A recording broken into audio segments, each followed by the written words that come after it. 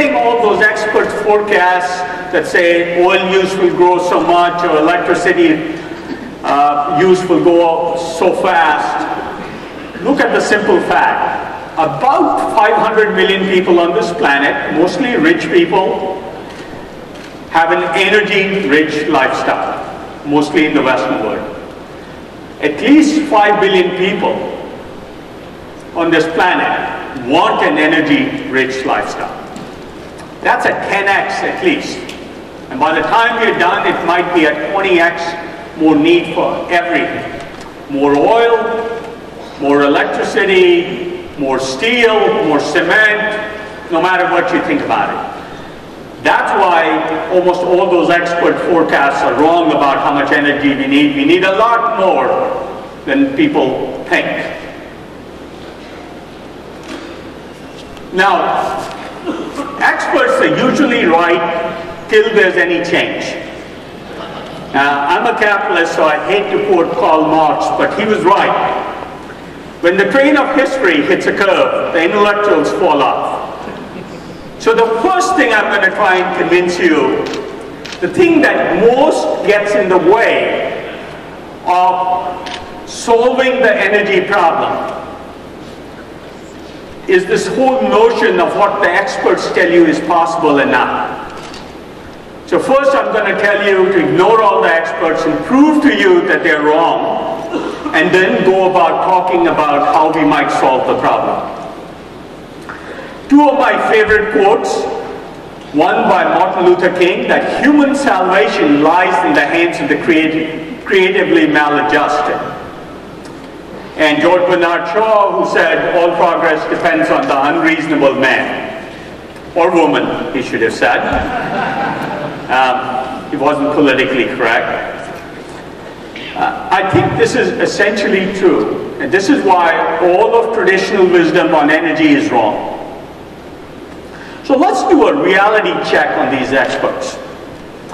The president of the Royal Society, only a few years before the Wright brothers flew the first plane, said that heavier than air flying machines are impossible. This was a Western Union memo on the telephone.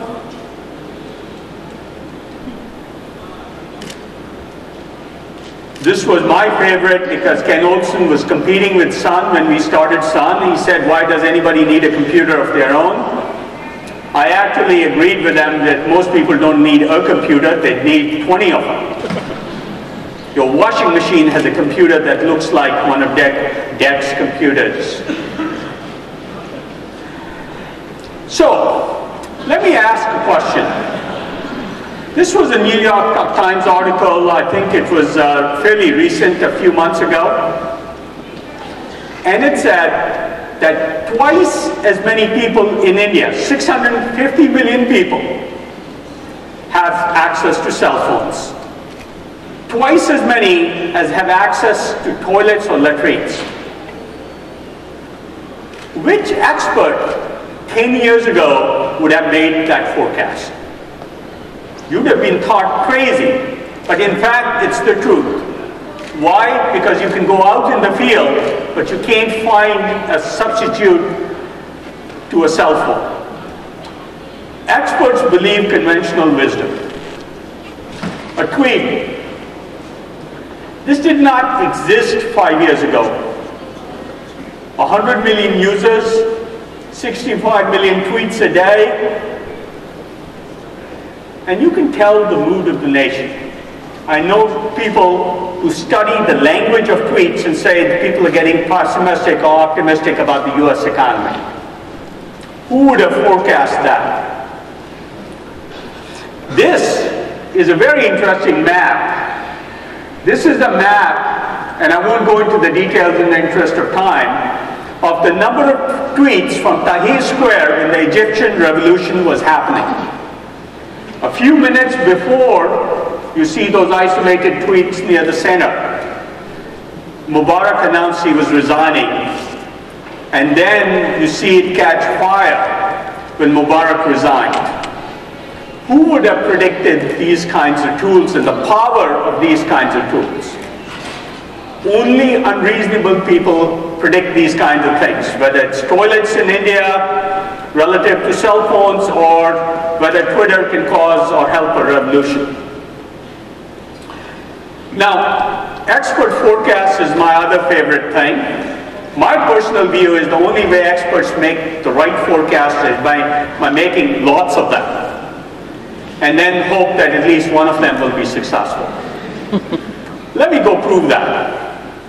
This is the price of oil by the Energy Information Administration, august body of the US government, the best experts in econometrics.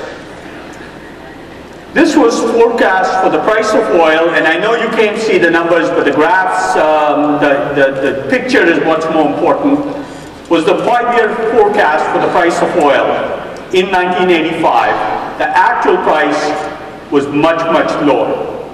At the same time, they made a 10-year forecast saying the price of oil would go up by 1995. This was in 1985.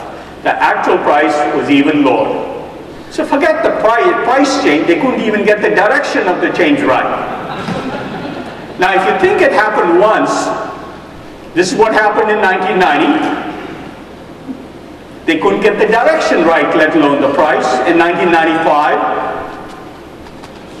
and the year 2000, I didn't put the 2010 actuals on, but it was way off this chart, it'd go off that screen.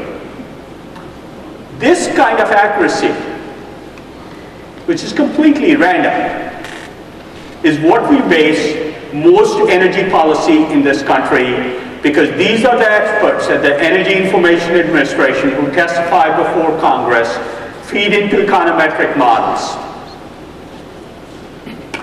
This was the forecast for wind in 2005, year projected deployment. 2006, 2007. You get the point. The actual was that big vertical line.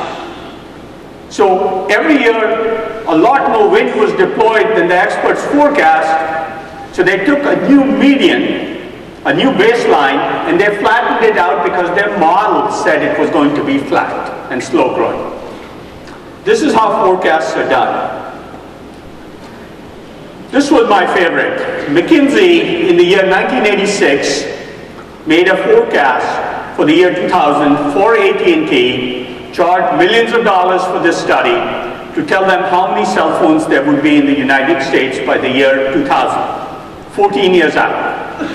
They forecast just under 1 million phones. The actual number of phones was 109 million.